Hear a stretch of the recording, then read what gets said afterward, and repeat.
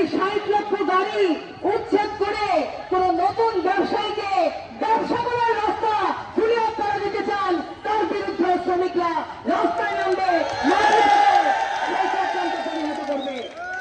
আমরা বলতে চাই, দীর্ঘদিন ধরে সংগ্রাম পরিষদ বলছে বিআরটিএ কর্তৃক লাইসেন্স দিতে হবে, বিআরটিএ কর্তৃক রেজিস্ট্রেশন দিতে হবে, বিআরটিএ যে ডিজাইন, সেই ডিজাইনের একটা সুনির্দিষ্ট রূপরেখা, একটা সুনির্দিষ্ট প্রক্রিয়া, সেইটা আমাদের সামনে থাকতে হবে।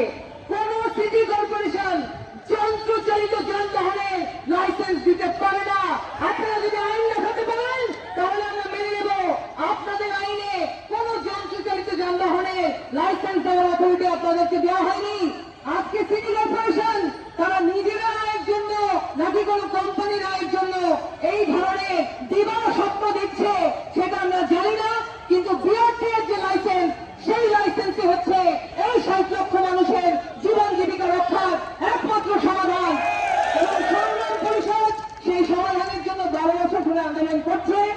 এবং সংগ্রাম পরিষদ এই 60 লক্ষ মানুষকে কোন চাঁদাবাজের কাছে যেরকম জিম্মি হতে দেয়নি, সংগ্রাম পরিষদের নেতৃবৃন্দ যেরকম ভাবে মাঠে থেকে উচ্ছেদের বিরুদ্ধে প্রতিহত করার সংগ্রাম করেছে, আজকে যদি কোন কোম্পানির বিরুদ্ধে, এরকম একটা পরিকল্পনার বিরুদ্ধে, কোন ব্যবসায়ী হাতে জিম্মি হওয়ার বিরুদ্ধে যদি আমাদের লড়তে হয়, সেই লড়াই আমরা করব।